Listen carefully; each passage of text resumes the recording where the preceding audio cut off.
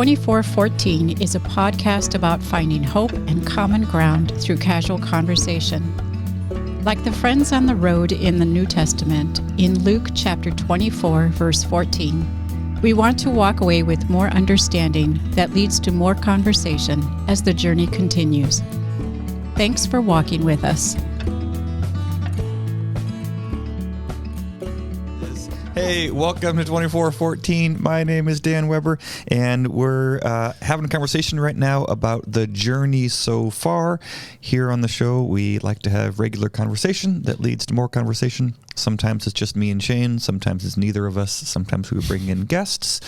And today, we're joined by Shane's wife, Lauren. Hi, Lauren. Welcome. Hello. Thank you. And Shane and Lauren's friend from college, Godesulloh. Am I saying that right, Godesulloh? Yes, that's correct. What's your full name?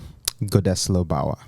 Bawa? Mm-hmm. All right. Godesulloh Bawa, welcome. Awesome. Thank you. So I saw you on stage at the youth gathering last week, and Shane and Lauren met you at Concordia University, Irvine, California. Is that right? Indeed. Yep, that's good. And where's home originally for you, Godesulloh?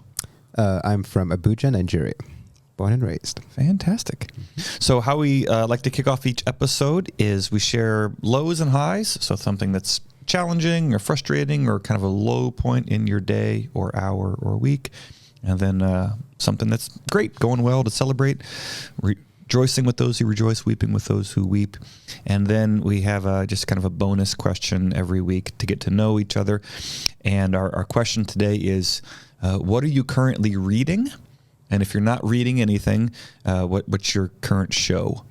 So a high and a low, or low and then a high.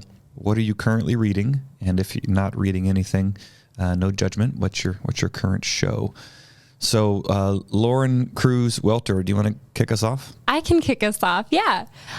Okay. So my low has been this week. Shane's been really sick. And so it's just been it's just always sad when somebody in the house is sick and then you're taking care of them. And then you said sad. A lot of coughing. They're just pathetic. I would have said annoying. It's like, it's really annoying when somebody's sick. Annoying. Waste of space. Yeah, I get it.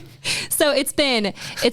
So Shane is your low for the week. The sickness. Yes. Mine too. Shane's sickness. Yeah. If you get me sick, Shane, I'm thankful I didn't get it as bad. I only got like a little congestion, but apart from that, it's been fine for me. But it's just been difficult at night with the coughing and waking up and so much coughing. What do you want me to do? Stop coughing, obviously. Okay.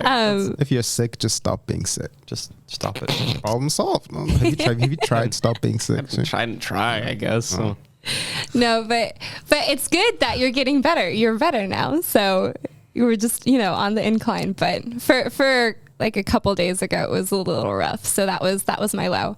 My high is definitely seeing Godesulloh here. What? It's so fun. Like, I had no idea. It's the craziest thing. We were at the youth gathering and he was like, hey, what are you guys doing next week? Are you going to be in Washington by chance? And we were like, yes. Why are you? Turns out you had like a wedding you were here for. Yeah, I was here for a wedding. Yeah. Random stuff. That's what brought me here. Yeah. And it's just so fun because we're like, yes, we have a friend here. We can show around our new home, and we checked out Seattle yesterday. Mm-hmm. This was super cool. We were at the Space Needle. Mm-hmm. Can I tell the story? Yeah. Okay. So first of all, we did like the classic. We went to Pike Place. Yeah. Have to check that out if you've never been there before. Before we met up, you were at Godesulloh was at the flight. Yeah, I went to the Museum of Flight. Yeah. Oh yeah. That's really cool. That was really cool. Yeah, and then I went to Pike's Place, and then I met up with them. Yeah. Yes. We had dinner, and then we went to the Starbucks Reserve, and then we went to the Space Needle because you're in Seattle. Yeah. You got to see all of Seattle, right? Yeah. And it was a beautiful, clear day. We showed up to the Needle, and all of a sudden, this super fun, like high school marching band just starts like playing, and everybody's in a great mood. Needle. Yeah, right next to the Space Needle. We were like right about to go to the counter to get our tickets. And so everybody just stopped and was jamming out to this marching band that's playing behind us. And then we got to the counter and everybody's in a great mood. And so I showed my ID for like the local discount for being in King County and stuff. And the lady at the counter was just like, you know what? This is totally the vibe right now. I'm just going to give you the tickets for free. What? So we got to go up the Space Needle for free. Aren't they like $40? Isn't it a lot? It's a lot. 30 for residential. Yeah, like 29. I live whatever. in Pierce County. Does that get me anything? No. Probably not. I think it's King County. It's King County only. I live Yeah. 20 feet from the county line. All right. Yeah. All right. But that was just a super fun, cool blessing that we just got to experience together. I've never been in the Space Needle. What? Yeah, fun fact. What? I went there one time and it was one of the elevators was broken, so they only had one working, and we went there at, I don't know, 9 or 10 in the morning. And they're like, yeah, we can slot you for like 3 o'clock this afternoon. It's like, I'm not gonna just sit here all day for this thing. So no, I've never been up there.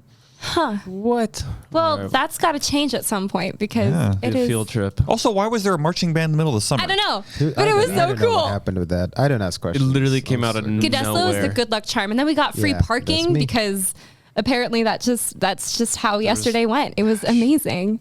That's cool. Yeah. I'm happy for that. Yeah. Lauren, what are you reading these days? Okay, so when Shane and I first got married, we decided we were going to try and read the Bible together every night, and then we stopped. I think we just finished Joshua, and so after the youth gathering, I was inspired. Just a couple That's books. all right. But after the youth gathering, I was inspired to pick up the Bible again and just start reading through it. So right now I'm on Judges.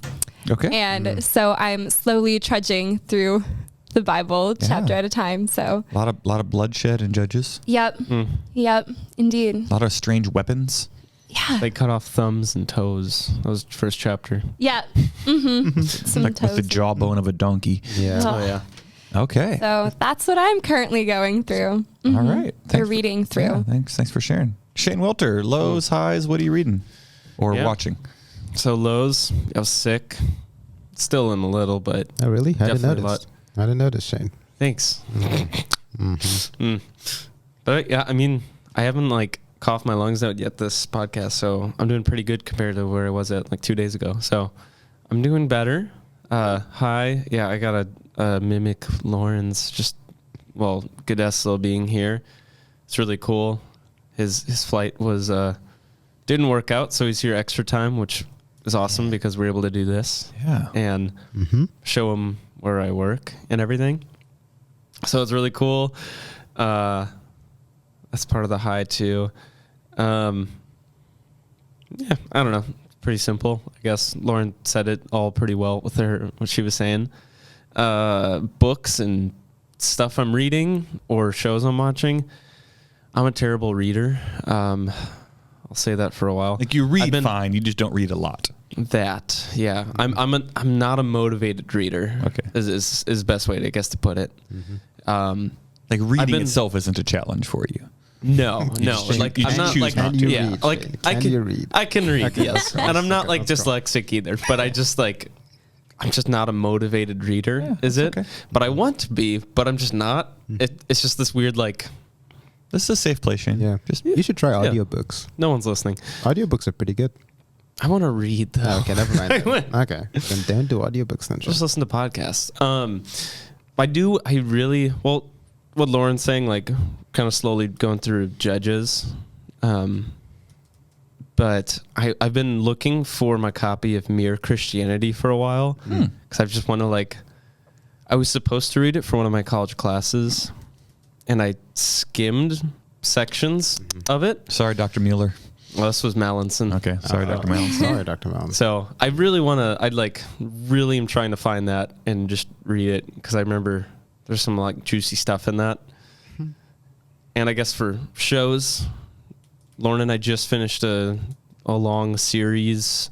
It's called Hunter x Hunter, and that was a good anime series. How's the It theme was- song? Is the theme song good? It changed, Oh. I think, a few times. Yeah. Oh. Was No, it wasn't. Oh, that's unfortunate. I didn't like it. That's sad. Yeah, it was a fun All right. show. Okay. No more than that. Yeah. Cool. How about you? Godesulloh. Oh wait. Oh, you. Oh, we should go in a circle? We gotta go in a circle. All right. Yeah. All right. So you're going to have to wait, I guess. Cool.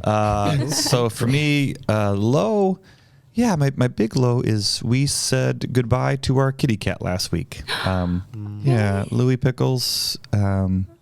Thursday, I was flying back from Houston, and that was his last day with us. So Wow. we've had our cat for 17 years. So it was the first like gift I got my wife after we got married, and we've had him longer than our children. So yeah, that was and is really sad. It's strange because my mom recently died, and that's worse. But my mom also lived 3,000 miles away, so I didn't see her often. We'd talk a couple times a month maybe, and I'd see her once every 2 or 3 years. But this cat, I said good morning to every day, and I said good night to every day. Like it's always, my entire married life, it's always been there every single day. And so like I feel that grief more because I come down for my coffee and I'm used to, it sounds so silly, but I'm used to for a decade and a half. Good morning, Louis. Like, this is my cat. He's always there. So he's not there now. So that's weird. Yeah. So I still kind of find myself like looking for him. Like, I go to bed. I'm like, well, good night. Oh, I don't have to. And so that's my real big low. Highs. I guess I'm supposed to say Godesulloh because everybody else is. So Godesulloh, I guess you're the best part of my day. Apparently. Yeah, I try. Congratulations. No, one big high was getting to experience and serve at the National Youth Gathering, with the LCMS Youth Gathering last week already. The event itself was amazing, but also just the culmination of 2.5 years of work and seeing friends and colleagues that I don't get to see otherwise. It's really strange to have people that I would say are like some of my best friends that, I worked side by side last week with a dozen people that I could call at 3 a.m, every day for a week, and they wouldn't feel put out. And yet, apart from serving at this gathering, I've never seen them. Like I literally have never seen some of these people apart from this service that we do occasionally. And so it's this beautiful friendship, but also saying goodbye is like, I don't know when, if we'll get to like be together again. So that's another kind of high and low combined. And then I'm currently reading actually a C.S. Lewis book right now called The Screwtape Letters, where it's this kind of one devil, demon person, uncle training up his nephew on how to distract people from the faith and pull them away. And so it's a fiction? It's fiction. Okay. It's if you've never read it, it's a very strange book. In the preface, C.S. Lewis talks about there's these kind of two equal and opposite errors when it comes to like evil. On the one hand, it's not good if we're ignorant of it and pretend like there's no such thing as evil. And the other thing is if we're like super obsessed with like demons and devils and evil, like that's not really good either. And so what does it look like to say, okay, that's real, but I also don't care? Like to have like a healthy ambivalence to say, this isn't my focus, but I want to be aware that it's a danger, so to speak. So it's a very lighthearted, fun book, and it's very convicting of like, oh, I can see why that would effectively draw someone away from hope in God. And I can also see how that shows up in my life over and over and over again in subtle ways. So that's me. Highs, lows, what I'm reading. Godesulloh, highs, lows, what are you reading? Cool. Yeah, a bunch of highs. Obviously, the youth gathering was last week, right? I think. Yeah. I think it's just been a week. Apparently, that was something. That was quite the experience. It was great. The music was great. What was your role? Were great. I was part of the house band. I played acoustic guitar, and just had a good time with the rest of the band. Yeah, the energy was great. The kids seemed to really appreciate what we did. I ran into a bunch of them. A lot of them mentioned being inspired by what we do, like to pursue music and to just, a lot of stories have come out of the gathering so far that have reached us as the house band. I'm sure there are many more stories that we haven't heard, but definitely it had a good effect on a lot of kids, and that's great to know. And then immediately after that, I came to Washington because my friends were getting married. So they had their wedding a few days ago, and it was like a reunion thing we all kind of stayed together, like old friends from college. So that was super fun. Then obviously hung out with Shane and Lauren. And I'll say the low at this point, then come back to the rest of the highs. And the low was that I was supposed to leave a few days ago. I forgot what day this is now. I know. Time is weird these days. I don't know what anything is. Sunday? Apparently today is Wednesday. Apparently it's Wednesday today. But yeah, I think on Sunday I was supposed to leave. But I couldn't. I was supposed to fly through Canada, but I couldn't do that because of blah, blah, blah reasons. So I had to change my flight. So now my flight is today. So that's less than ideal. But it turned into a pretty nice hike because I got to spend time with Shane and Lauren, obviously. And as we said, I went to the Museum of Flight yesterday. That was super fun. And then I hung out with them. We saw the Space Needle. It was really nice. Got up there for free. The view was beautiful. Yeah. I don't know. It was a nice time. Did you see the mountain in your drivings around? We did see the mountain. Cool. Mount Rainier. Yeah. Rainier, you got it. Rainier. Yeah. Yes. Nailed it. Baker was also roaring too. Cool. Yeah, Rainier is a volcano. I know that now. So that was really great. At the Museum of Flight, I was talking about how I stepped into the Concorde, which is the old plane that could fly the Pacific in like 3 hours, and it's just so interesting because obviously I'm hopping on my flight today, and it's going to take like 10 hours to do that, and this plane could do it in like 3. Basically, I think that's really cool. But the technology, obviously we don't use it anymore because, as I was saying, like it used to create a lot of sonic booms in the sky and like blow up things down on the ground. So we don't use that plane anymore, even though honestly we should because it would like save a lot of. But that's fine. Yeah, I'm sure we'll figure it out. So my low was the not being able to make my flight, but the high ended up being exploring Seattle with Shane and Lauren and seeing this church, being in this room and doing this impromptu podcast. That's a pretty good time. I didn't wake up today thinking I would do a podcast, but we should wave at our guests, by the way. So some of you are listening, some of you are watching. For better or for worse, this is what we all look like. So if you're curious, you can go to stlukes-church.com/podcast and see our lovely faces. Yeah. As for what I'm reading, I'm in the middle of a lot of research for my dissertation, my school dissertation. So a bunch of what I'm reading is in line with that. It's kind of different things on philosophy and Nigerian politics and history in a way. But I am reading a few things for fun. I'm currently going through a biography of Søren Kierkegaard, one of my favorite philosophers. Very interesting guy, very interesting life. And I also got, at the gathering, one of the house band members gave me this book of poetry. It's like poems about God from different traditions, different religions. And I saw it like on his bed and I thought, oh, that's cool. Can I see it? And so we just read a few of the poems and he just gave it to me. And I was like, all right, I'll take the book. So I'm kind of going through that a little bit. And it's a very beautiful book. Poetry on God. Yeah. That's really cool.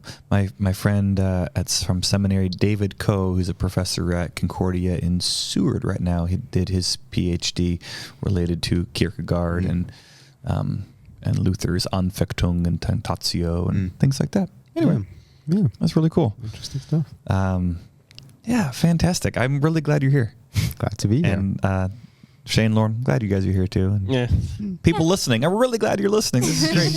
We'd probably do this if nobody listened, but it's much more enjoyable knowing that people do listen, that this conversation at this table is not only hopefully fulfilling to each of us, but it blesses other people and they get to hear this conversation and continue the conversation.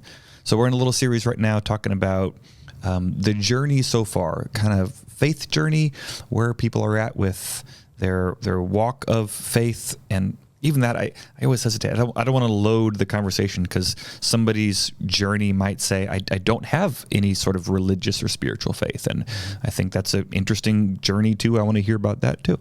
But we're kind of just having some conversation about where people are at, how they got there, what does that look like? So, Godesulloh, I don't know much about you, but kind of if you had to give a quick summary of what is your worldview, belief, faith system, like religion today, just like how would you characterize yourself? What's that highest power, if any, for you? Quick summary. Oh, yeah. God, that's a very casual, straightforward question, isn't it? Well, I definitely think. Well, I don't know if this goes without saying, but I was born and raised Christian, naturally. You were? Yeah, I was born and raised Christian. Well, why do you say that goes without saying? I don't most know. people weren't. Yeah, well, I don't know. So that's like a Nigerian thing. Most people are born and raised, because Nigeria is like split in half, Christianity and Islam. Okay. So most people are really raised pretty strongly one or the other. Okay. Yeah, so I was raised Christian, and we have a very, how shall I say, interesting approach to Christianity, let's say, back home. There are some things I appreciated about it. Like, they made us memorize kind of a lot of the scriptures growing up, and that does help these days, just being able to just have them and recite some of them verbatim, and just kind of grow in understanding with just having them readily with me all the time. That's been great. Some stuff was a bit, well, some stuff has gotten more interesting as I've grown older. There was a big emphasis on judgment and hell and the fear of it all. And I always found that interesting. There was an emphasis on the Old Testament a bit more than, say, grace and love and all of that stuff. And on some level, I think that's understandable, because I think the church in Nigeria had a way of connecting more with the Israelites, like the idea of being God's people in a land where people are trying to destroy you and you're trying to survive, and all you can do is hold on to God. So naturally, we kind of clung to those stories more than some of the other ones. So that's how I was raised. Then I came to the U.S. when I was 16, and I went to Concordia, Irvine, and then I met Lutherans for the first time. I was like, oh, interesting. And Lutheran theology was interesting to me, in part because of the emphasis on grace. Because I always knew that grace was a part of the faith, but Lutherans have a special connection to it, and I was very fascinated by that. And the gospel felt more like a gospel, like a good news, because of the grace of it all.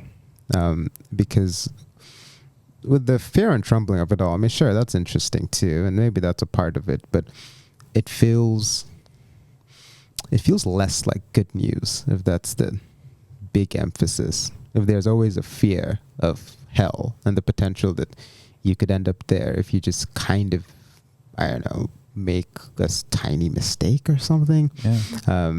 Yeah. I have always had a lot of questions about a lot of it, about all of it. But the adding grace to the equation was very interesting. And so since then, these days, I'm getting my master's in African studies, and I'm focusing on African philosophy. So I spend a decent amount of time with philosophies from all over the place. And philosophy has... Well, I always saw philosophy as a type of... I always saw it as a good thing, because philosophy is the love of wisdom, right? And I always thought that, well, if wisdom is from God, then philosophy, in a way, kind of leads you in that direction. It tries to, you go towards truth, in a way. And I think if you go towards truth, and you go towards wisdom, and you go towards beauty and virtue, I think that if God is the embodiment of all of those things, then you're going in that direction, in a way. Yeah. And you can, it does make me like float around quite a bit. I play around with different traditions, and I'm interested in different, how should I say, interpretations of God, I suppose, and love and the universe and all of these things, the metaphysics, they all fascinate me a lot. So I fly around quite a bit, but at the end of the day, I usually say that I rest within Christianity because I have such an appreciation of the tradition. The tradition of philosophy and the faith is absolutely beautiful to me. The tradition of music in the faith is absolutely incredibly beautiful to me. So as much as my philosophy takes me to some weird places sometimes, I rest in Christianity. Yeah, I think that's the best way I can say that. Somewhat. I rest in Christianity. That's really cool. You kind of voyage and travel and explore. I want to double back. You talked about, or you mentioned grace and gospel a couple different times, and we have people listening who might come from different backgrounds, or maybe those words can even be used in different contexts. What do you mean when you say gospel or grace? What does that mean for you? How does that fit into your resting in Christianity? Yeah, like assume. So you grew up in Nigeria where people were Muslim or Christian, and I'm wondering, do Muslims there have an understanding of grace, or is that something Christians do? But here in the Northwest, people come from all kinds of backgrounds, and we regularly encounter people who have no Christian lingo at all, and so to say gospel or grace doesn't mean anything. So assuming somebody's listening to this has no idea, I've never heard these words, what do you mean by them? Yeah, it's a good question. I think grace, it took me a while to come to terms with it, but the grace by its nature is not fair. It's not supposed to be fair. That's the whole point. You don't get what you deserve. And that was very interesting to me, because I don't think the grace plays a big part in Islam, or at least the way it's practiced at home. The law is pretty important, the things that you do and the things that you can't do. And I do find that seeps into Christianity a bit sometimes at home. I always say that I think sometimes we have a hard time with separating the faith from our traditions and our cultures. And that leads to some pastors back, I did air quotes, by the way, for anyone listening, some pastors back home doing some weird things with their congregations in the name of kind of getting God to move in a way. It's you need to, I don't want to use the word, but it feels almost pagan. You have to do things it's not, some pastors would say, it's not really enough to pray. You have to walk around a place 100 times while reciting the scripture, something like that. And it's you kind of need to move to get God to move. And I always found that very interesting growing up. And so the grace of it all the emphasis is that nothing that we can do gets us the grace, gets us the love, gets us God, basically.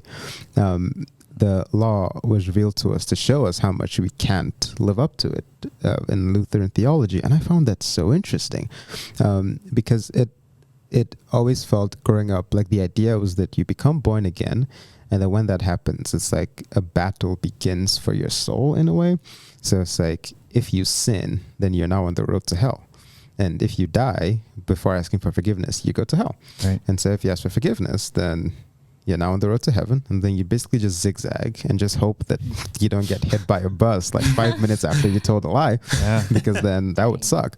And it, as I say, instills this sense of fear and trembling in the whole thing, where there's you're saved, but you know you can lose it at any time, also because of what you do in a way. And there's obviously some debates on how this works back home, generally speaking, but at least as a kid, I know that's how it was apparent to me, because it seemed like that's how they presented it. But the idea of grace being that, look, honestly, we deserve to not be in the presence of God, but he gives it to us anyways, not because we deserve it, but mostly because of him. And that's what the good news is. That's what it actually means to be born again. That's why Jesus died. And it seems unfair in a way, because it is unfair. And that's part of what it took me a while to kind of come to terms with that. Yeah, it is supposed to be. It's ridiculous. It's like, it's radical. It's not a thing that should be a thing. It's not justice, at least not just raw justice. It's something higher. It's grace in a way. And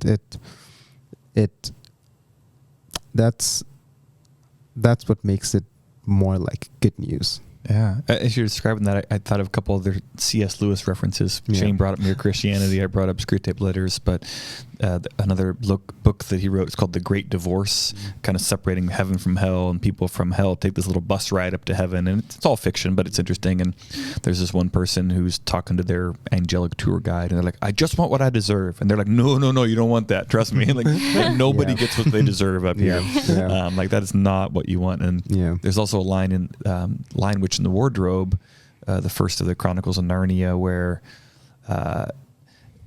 Aslan is, going to be sacrificed, spoiler alert, to save one of the kids. But there's this line of like referring to the deeper magic.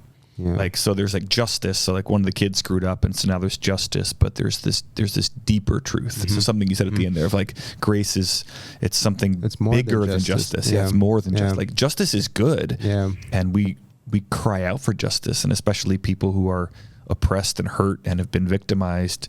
It's a valid and a beautiful thing for God to execute justice, and we should long for that, especially on behalf of people who are hurt. But there's something even better than justice that God has for us. Yeah, that's beautiful. Yeah.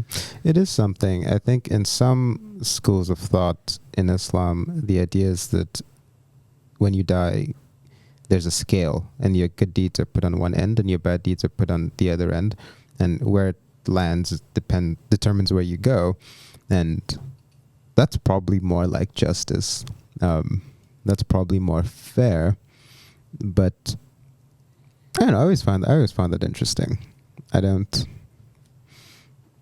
think I'd like that very much. Which is not to say I do like bad things all the time. Obviously, I don't. I never do bad things. Stay in school, kids. Stay in school. But it is an interesting way of conceptualizing. I guess an alternative to grace that's more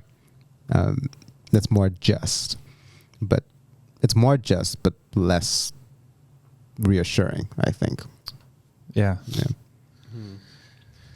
I don't want to dominate conversation. So Lauren, Shane, jump in. It depends. Yeah. My questions might offshoot a little. Like, go for it, Shane. Were you gonna say something more? I do have a question, but you can go first. Okay. Well, I was gonna ask. What kind of like what led you to the like Lutheran theology of grace and just the teaching of it?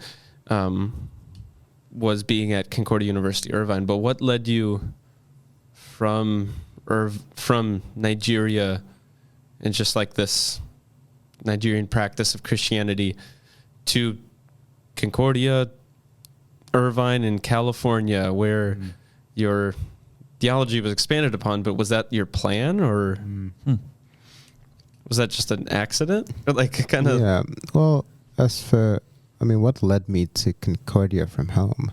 It was a plane, actually. I hopped on the plane. That's what led me there. Yeah, it was like a whole thing. It's a 3-hour flight, Shane. Next question. No. It was. It is hard to put into words properly, because I don't know if I'd say that there's like a super sharp divide between Christianity back home and like say Lutheran theology. It's like it's still the same faith, and it's not like we don't do grace. We do. It's just some things are emphasized just a little bit more naturally, and so it was business as usual for a bit at Concordia, getting used to Lutheran theology. But the first thing I did notice was that grace was spoken about a lot more. And then in focusing on Luther, as the man Luther, and his theology, and kind of what he believed, and kind of what he broke away from the Catholic tradition, that was especially interesting, because it's kind of like the same thing as I'm describing. Like he was in this tradition of fear and trembling, of just really, it's really scary stuff. And then you realize the more good news aspect of it. And so I didn't really expect that to happen. I was uncomfortable at it at first, actually, because I was like, no, that's too easy. Well, that's way too easy. I'm like, well, of course, Americans can do whatever they want and just say, oh, it's grace, and then just keep going. And I was like, we're struggling with it back home. It's how I was raised. You're sure of your salvation, sure, but you still struggle with it. You don't get comfortable with it. You shouldn't get comfortable with it. And that was something that kind of irked me out at first, with just the general approach. I'm like, this is too easy. I don't like it. And then I think it was actually in my New Testament class. I think it was New Testament. I had Dr. Brighton. Love that man. And he was talking about grace and all of that stuff, and just kind of the rationale behind why grace is approached the way it's approached. And I was like, I was like, I don't think I can't prove him wrong with the scriptures. I don't think I can. So I'm like, so maybe he's onto something. I was like, oh, that's interesting. And learning to understand grace more it's been interesting. It's been interesting for me, for sure. Because there's naturally a tendency to kind of think that some people's struggles are more like important or more weighty than others. I think of Christians around the world, some Christians back home who Christianity is hard. It's hard to be a Christian. And I'm like, that's really tough. And their walk with God is like a whole thing, versus some Christians in some places where it's mainly just vibes and they can be as casual as they want because grace or whatever. And to me, that seemed unfair. That like, oh, at the end of the day, everyone, goes to the same heaven? I'm like, well, that seems not fair at all. But it's like, yeah, well, that's the point, isn't it? And that was just, be in my human understanding of things. Being human, but it is the point that it is divinely not fair. Yeah. That's awesome. Lauren, what were you going to ask? Yeah, so my question is, so Godesulloh, you, Shane, and myself, we all went to school for music in California for Concordia. And so I'm curious to hear how music has played a part of your faith journey. How did you get roped into helping out at worship services, and who were some of your mentors with that? And I'm curious to hear about how music has been a part of your faith journey. Yeah, music was... I honestly, if I'm being honest, don't know if I would have held on to the faith if it wasn't for music when I was a teenager, when I was much younger. There was a time growing up in my church because I started doing music when I was 12, when I started learning to play the guitar. And I started playing music in church when I was 13 or 14, maybe, something like that. And I remember there was a time when I would go to church and, I don't know, I would be bored at the sermons. I love my pastor, but that never happens here. Yeah, I know. Exactly. That's like a very weird thing.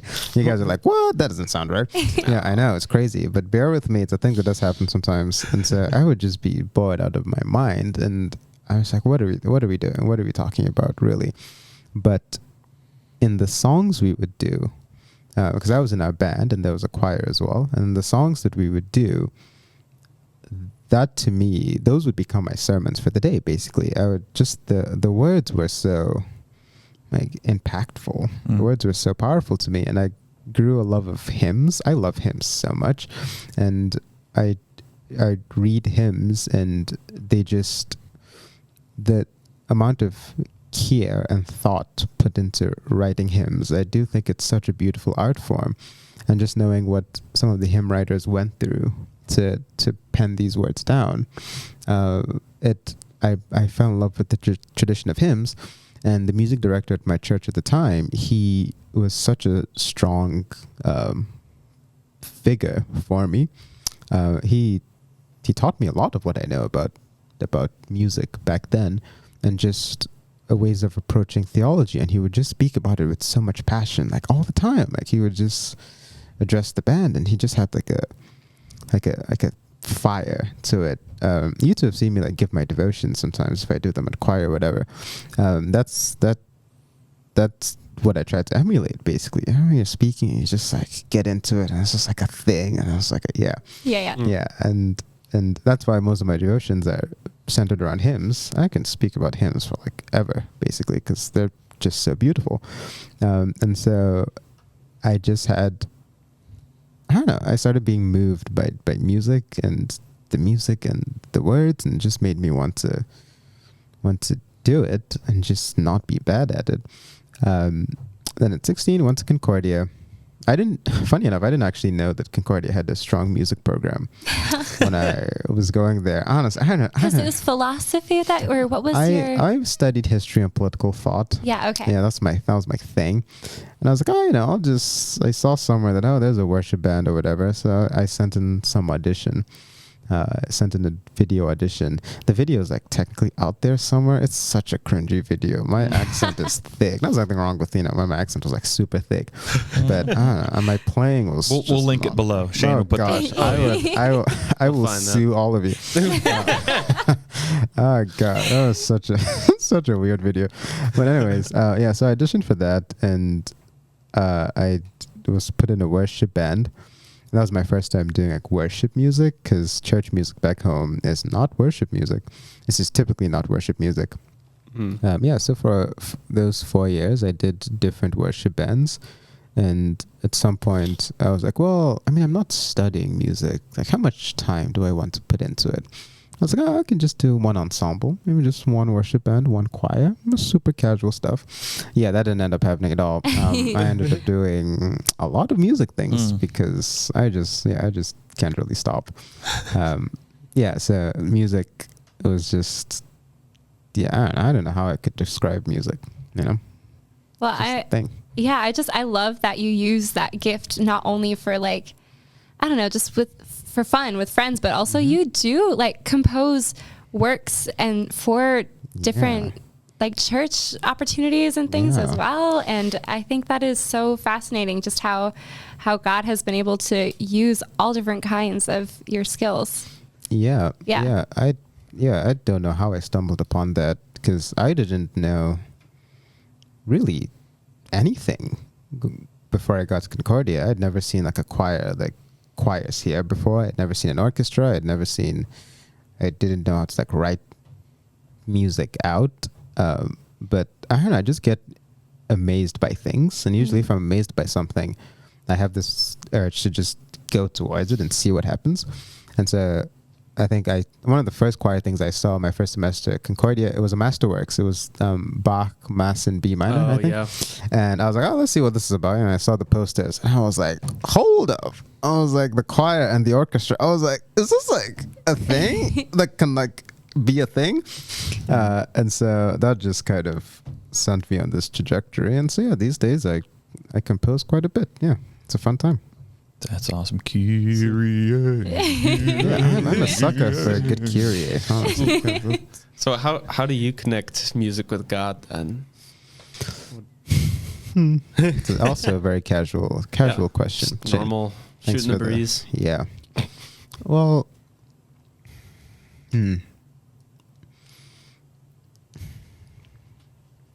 well, I don't think I can find the words. Maybe one day I could. But at the same time, I don't even know if I want to find the words. It's like the idea in Taoism, the way that can be, the name that can be named is not the eternal name. And it's like, if you can put it into words, then is this really eternal? Is this really divine? Is this really God? It's like, what's my connection with music and God? It's like, come on, Shane. I don't know, what am I supposed to say to that? I was like, oh, dumb question, what is Shane. God? Which button is that? I don't know. I was like, go stand in the corner, Shane. That's so weird. But yeah, it's like the connection between music and God, the connection between, I don't know, philosophy and God.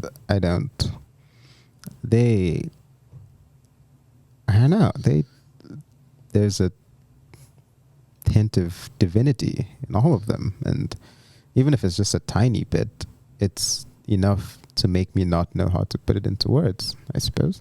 But the idea that there is music in heaven, gosh, that's a concept. I don't even know what to say about that. But yeah. Could I ask a kind of related question? So I am someone who very much appreciates various art forms, like painting, music, drama. I consider myself like a lover of the arts, but I don't create any of them. I don't have an aptitude or either natural gifting or the desire to work at developing these skills. So I'm somebody who can listen to Bach or look at a painting or watch a production, and it really moves me. But that's very distinct from somebody who can create or communicate through those media. And so I heard you say earlier that, especially younger, like you appreciated the hymnody and the verse and the crafting of the words. And I don't want to put words in your mouth, but like the crafting of those words connected to the melody and how that can communicate truth. And then at some point along the line, you moved to not just receiving hymns, but performing and leading music so that others could worship. And now you're even at a spot where you're composing and crafting your own. Do those feel different to you, like receiving music versus creating music? Because I kind of have only one side of that is in my actual experience. Yeah, that's interesting to think about. I definitely, there is such a special feeling when you hear your music performed for the first time. Your own music. Performed. That's like indescribable. It's in part because I do a lot of choral music, and I just love choral music in general. And I can hear it in my head, and I can hear it typed out on my computer or whatever. But the moment that voices start singing it, it's like, I have not learned how to control myself when that happens. I should probably learn to be more composed, because like I just like start fangirling over like the whole thing. And it's kind of just, it almost becomes, I don't know. It's tough. It's really hard to say. But I think that there might be a difference between receiving it and being a part of it. Because generally speaking, if I'm at a church, I don't know, I've tried to figure this out over the years, but the way I worship most authentically to myself, I guess, is I usually don't sing in church. I don't sing along to things. I kind of enjoy hearing everyone sing around me. And I just kind of, if I had my way, I just close my eyes and just listen to every tiny aspect of the music, like listen to what every musician is doing and how every voice is blending together. And that to me is just more fun than like clapping or singing or dancing or anything. I don't know what's up with that. And so there's something moving about knowing how the music is made for me. And it's just incredible seeing it all come together, like all the time. I think that is in itself a spark of divinity in its own way. And so if I'm given the opportunity to put the music together, it's a different experience. Because what usually happens when I hear it is I just immediately feel detached from the whole thing. Like it almost feels like I didn't like write it in a way, because this realness is just something else, and it becomes like just, I can't explain the experience. It's just a different experience. And so yeah, I think I would say there's a difference in, at least for me, in receiving the music versus writing it versus performing it. I think those three are kind of different. But as I've grown older, I'm kind of moving away from performing things a bit. I just like writing things. I just like watching people do it. I find that more fun these days. Maybe I'm getting old or something. I don't know. But getting old. But yeah, there's kind of a difference. I don't know how quite to describe it. Yeah. So if you're going to, you got a free evening or Saturday morning, and you're, feeling like you want to worship or express your faith, are you more likely to put on somebody else's music or play just by yourself or compose? Like if you want to kind of express your faith, do you have a go-to, or does it kind of depend on the mood that day? It definitely depends.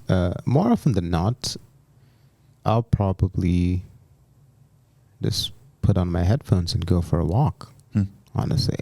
Yeah, that usually does it pretty well. And I pretend like I'm conducting it, and I just look weird walking down the street because I don't really care.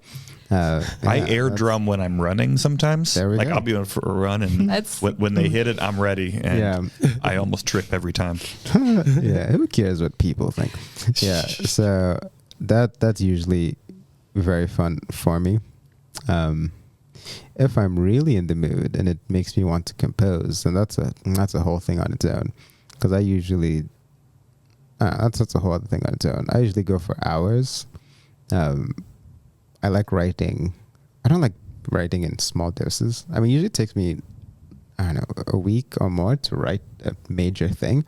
But I usually like to write the beginning, middle, and end in one day, however long that takes. So I usually stay up late at night, which is not weird for me, honestly. That's kind of how it goes. But I like having a lot of it done in one sitting. And so that to me is like another experience on its own. But I think my go-to most consistently is just putting on my headphones and just going on a walk. Yeah. Yeah. That's awesome. Yeah.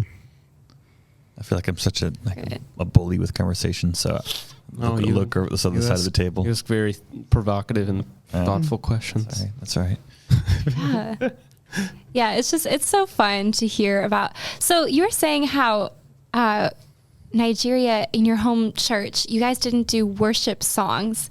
Was it like, what was it then? Well, obviously we did worship songs, just not like contemporary Christian worship. Okay. Let's go. Yeah, it was a lot of like some traditional Nigerian songs, and if we did Western songs, it was usually more of the gospel variety. It's not like worship, like where the acoustic guitar is like strumming.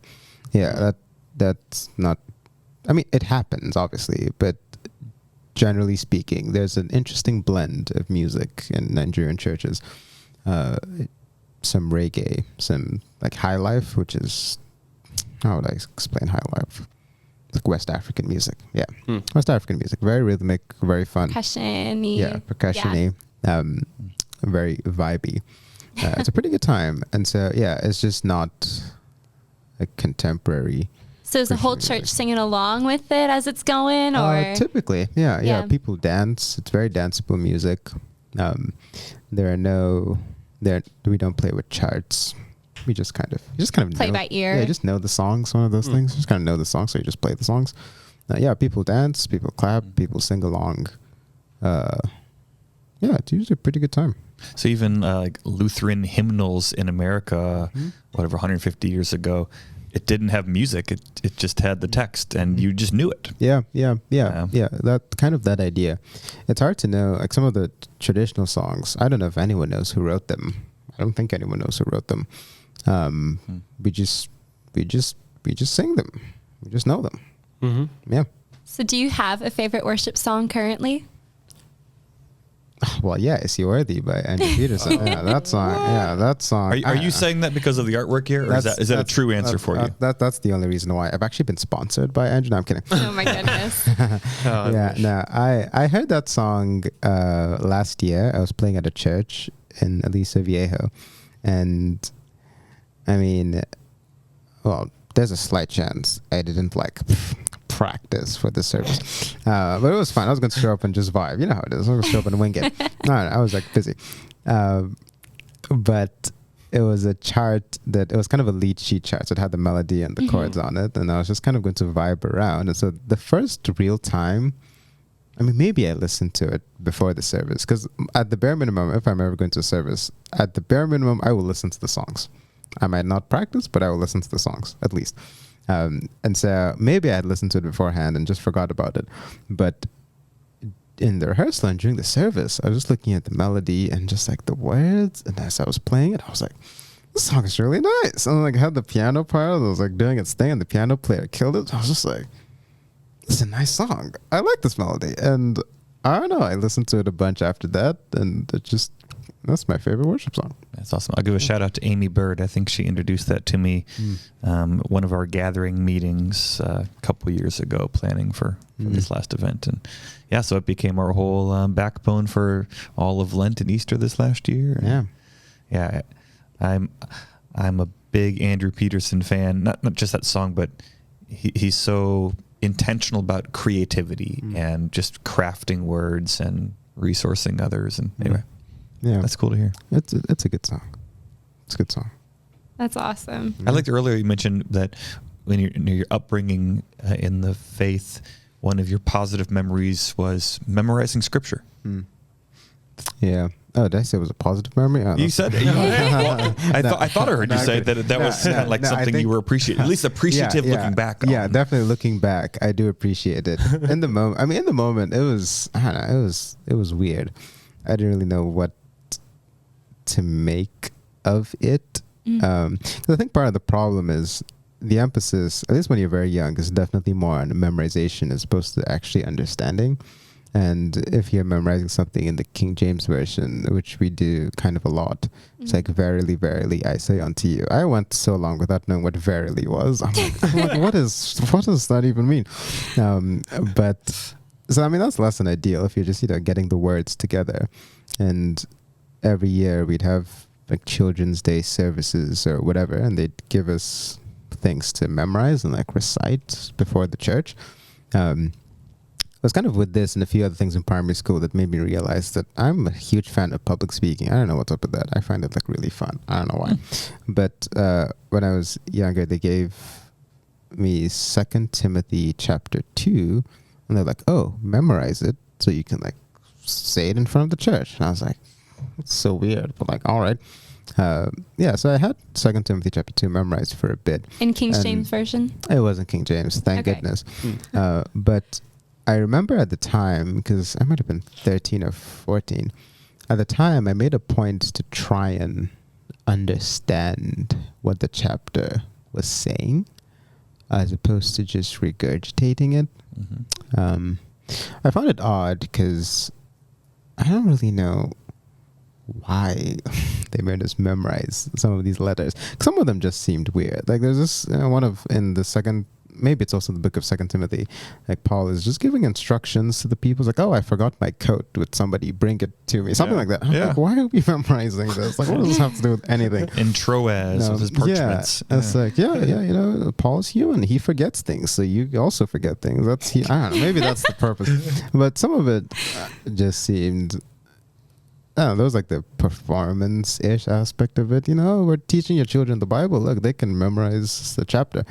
But for sure, looking back, it is good to be able to know my Bible stories still pretty well and can quote some parts. So yeah, looking back, I'd see it as a positive thing. Yeah, in the moment, I don't know how I felt about it. In the moment. If you have kids someday, will you make them or invite them or instruct them to memorize scripture? Probably. I probably will. Yeah. I think they should. Yeah, I'm probably going to make them do it. And hymns too?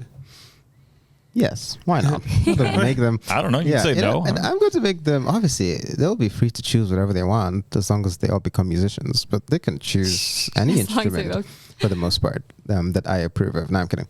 No bagpipes. No bagpipes. Yeah, I will probably. Because to me, what did it with hymns was just we would sing them every morning as a family. And we'd wake up, have our devotion, and sing hymns. And some of them I just thought were catchy, and they were just nice, and I enjoyed singing them. And as I got older and started looking at the lyrics, I was like, this is nice. This is straight fire. And so straight fire. That's a quote from me. I remember a cool conversation you were having one time where you were talking about like how your family would be having, you'd be singing these hymns, but then at the same time you'd be hearing like the Muslim mosques like doing theirs at the same time. Mm-hmm. Yeah. If we ever were up that early, or if we were doing it in the evening, there was, because back home like the mosques have loudspeakers, so they pray and kind of blast it out. And so there I heard the call to prayer like every day, and sometimes we'd be singing like if it's in the evening, because they start like 5 a.m. ish, so we're usually not up then. But if we're ever doing something in the evening, then we'd probably hear it as we're doing hymns. It's an interesting thing.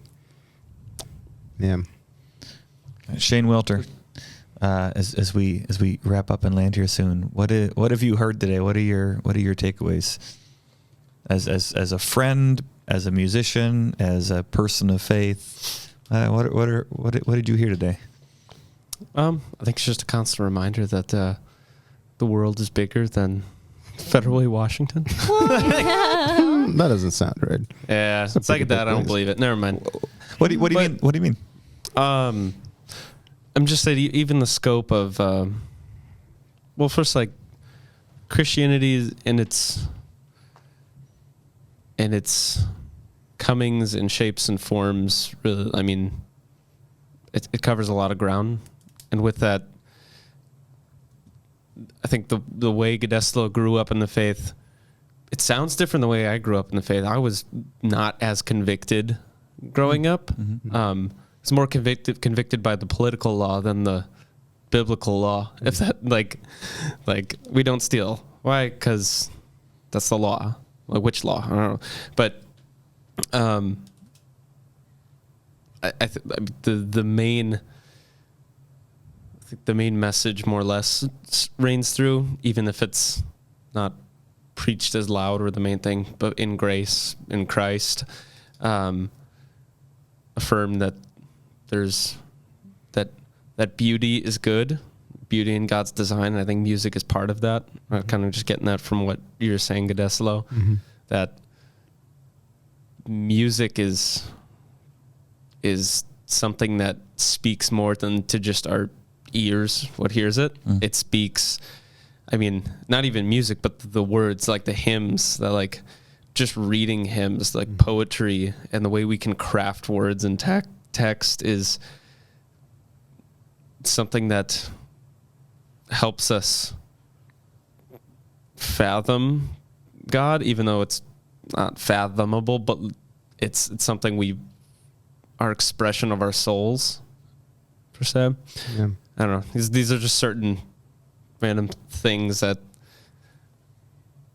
are kind of just making me think from what you were saying. Yeah. Lauren, what did you hear today? What are your takeaways, or what do you want to explore more in your thinking or conversation coming out of this? Yeah, I am just in awe constantly in how God moves in different mediums, and how through music or through the study of philosophy, or like through all these different ways of just how God is pointing us kind of toward him, leading us in different ways. And it's so cool to have